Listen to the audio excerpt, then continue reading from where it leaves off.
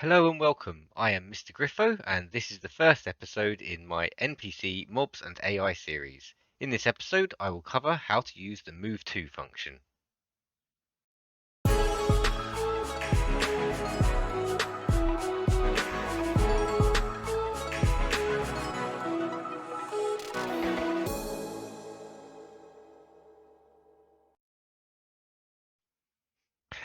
Okay, let's explore the MoveTo function.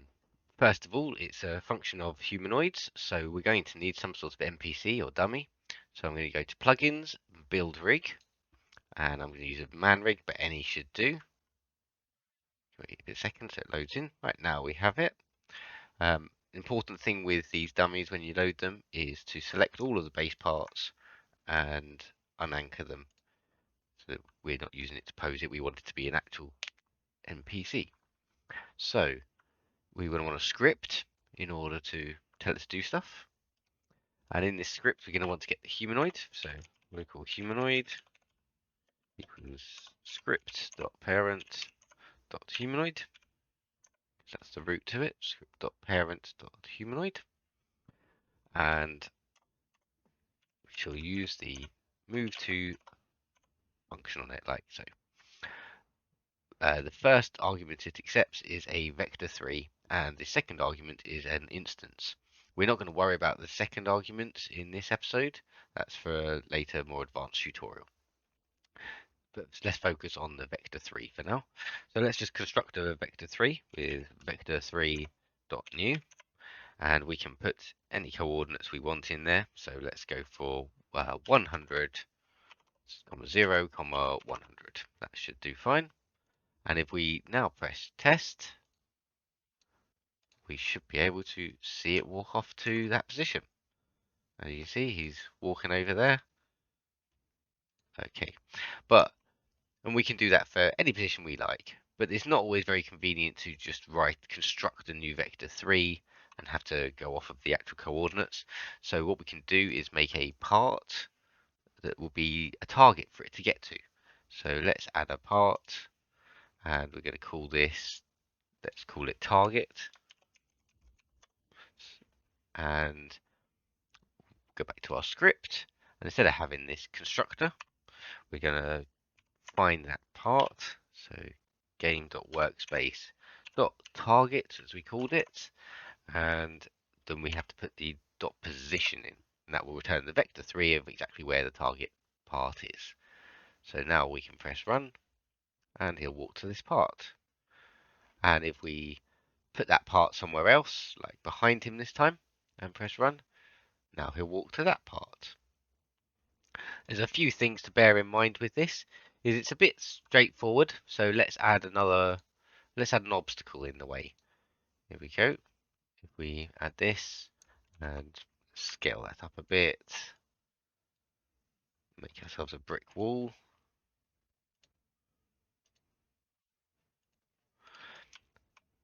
And good. Now if we press test, as you'll see, he'll just walk into the brick wall. There's no intelligence to this whatsoever. It just walks to the point that that part is at. Okay, so the other thing to bear in mind is, let's get rid of the brick wall, is if the part is too far away, it will also give up. So let's try it this way.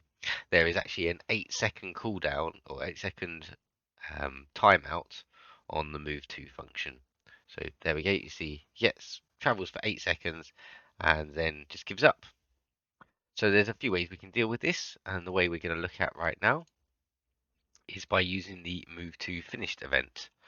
So let's look at that. That's same thing, humanoid dot MoveTo finished, and it's an event, so we want to connect to it, and we're going to just write an anonymous function in line with it here like this. And if we just move it to the same, just put it in before our first move, we can just put this same line into here. And now every time, let's print in here that the MoveTo is finished.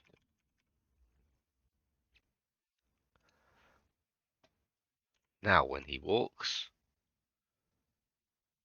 MoveTo will be finished, and it will start moving again. So there we go, MoveTo finished, but he's still moving, and eventually he's going to get there. And as you can see, it's firing lots and lots of times because he's getting there, but he's already there. So it's MoveTo is firing and finishing as fast as it possibly can, and we don't want that to happen. Luckily, there is a parameter that's passed from the MoveTo finished event called whether it reached, I think is what it's called, but we're going to call it success. That's whether it successfully reached where it is target, where it was aiming for. So now we can say if success, and then we're going to return, and that will break out of it. Let's have a little print statement in here, say that it arrived like so. And how about making this one did not arrive? Did not arrive. Okay, and now if we press run, you can see he should get halfway and then say that he did not arrive. There we go, did not arrive. And as he gets to the end, arrived. And it just stops because we now break out of this loop with this return here. Okay, so let's take what we've learnt and get our NPC to follow a path. I've set up a little path here. What I've done is I've made a folder called path, and inside I've put some parts which will be our waypoints. I've numbered them 0 through 3 so that we can easily find them. We're going to put another script into our dummy as we did before, and same as before, we're going to get the humanoid,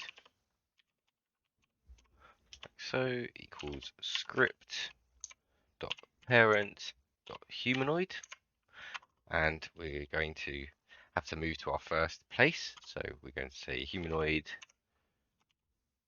MoveTo, and then the first position. Now we're going to want to get that from the path, so let's get our path here as well.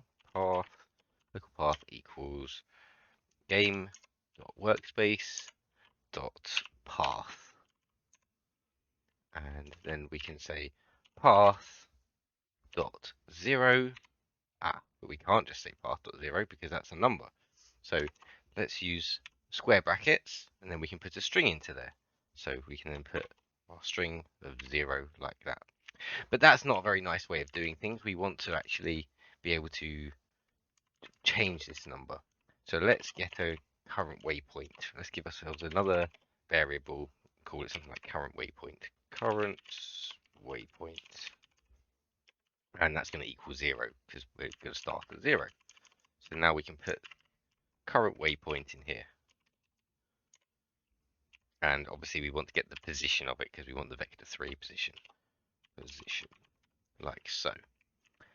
And as before, we want to also go off of the humanoid at the MoveTo finished event. So humanoid dot MoveTo finished, and then connect to that function. And as before, we want our success in here. So now we've got that, we want to move to our current waypoint again. But we're going to need to find a way to increment that. We only want to increment it when we're successful, so we'll do the same with the if success. Then, for this time, instead of just ending, we're going to move to the next waypoint.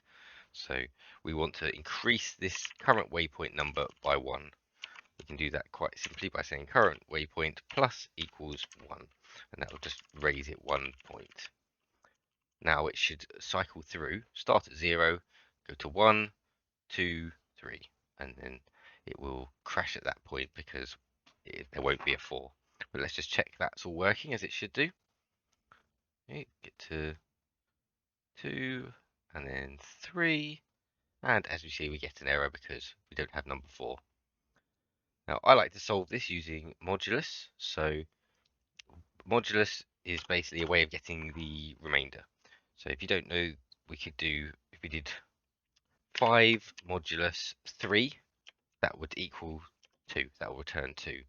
If we do How about 13 modulus 4? That would return 1 because you get 4, 8, 12, and then there's 1 remaining. If we did, and it can work for much higher numbers, so we could have 128 modulus 8, and that will equal 0 because 8 still goes into 128 exactly. So hopefully that makes sense. We're going to use that to change this number so that when it gets to 4, instead of being 4, it's going to be 0 again. So we can say modulus and the number of our waypoint 4, and that should work. But what if we change a number of paths? That's not going to be, we're going to have to come in here and change this number. Not good to have this hard coded if we can avoid it. So I'm going to take this path and we want to be able to get the number of children in there. So let's get the children into a table. Say waypoints equals path get children, and that will return an array to waypoints that is all the children in path. Then we can use that to get a number. So if we had, so we said print, and then we say the pound or hashtag waypoints, that will tell us how many entries there are in the waypoints table, which correlates to how many waypoints we have. So that will print 4. Let's pop that into here instead of having the 4 directly. Now if we press run, it'll print 4 because as I said, that returns 4. Now when we get to 2, 3, and it's 4, his current waypoints is 4, but obviously the modulus means that it's 0. And again, 1, 2, and so on. In fact, let's just run that again, but this time let's print the current waypoint. And get rid of that print there so we can see it's a bit bigger. Here we go. So you see it's 1, now it's 2, and then 3, and now we go back to 4, but it's going to 0. Here we go, 5, and so on. This is quite useful if you want it to only go for a certain amount of time or have some effect. There's lots of things you can do with that. But what if you don't want it to be a loop? What if you want to have something like a tower defense, and when you get to the end, you want to do something else, like destroy the mob and deal some damage to the base? We can do that too. We can just we can keep this the same, or we can get rid of the modulus section. Let's get rid of that bit, and then we can have another if statement here. So we can say if current waypoint is equal to, and then we can say the number of waypoints, then do whatever we're going to do at the end. So how about we destroy the character, the NPC? Script.parent destroy. Now it's worth having a return in here as well, because otherwise it's going to try and continue running as it's destroying it. So by having a return here, we can end out of this function like so. So let's just run that. And we get 1, 2, 3, and then we get to the end and he should get destroyed. And then he disappears. Brilliant. So let's say, you could put in here, say you have a remote event. You could call that remote event. Or you could have a bindable event, or whatever it is you want to do, you can trigger from this point here. Yeah, and that should be about that. Thanks for watching. Please like and subscribe, and if you have any questions, why not join our Discord? Links down below.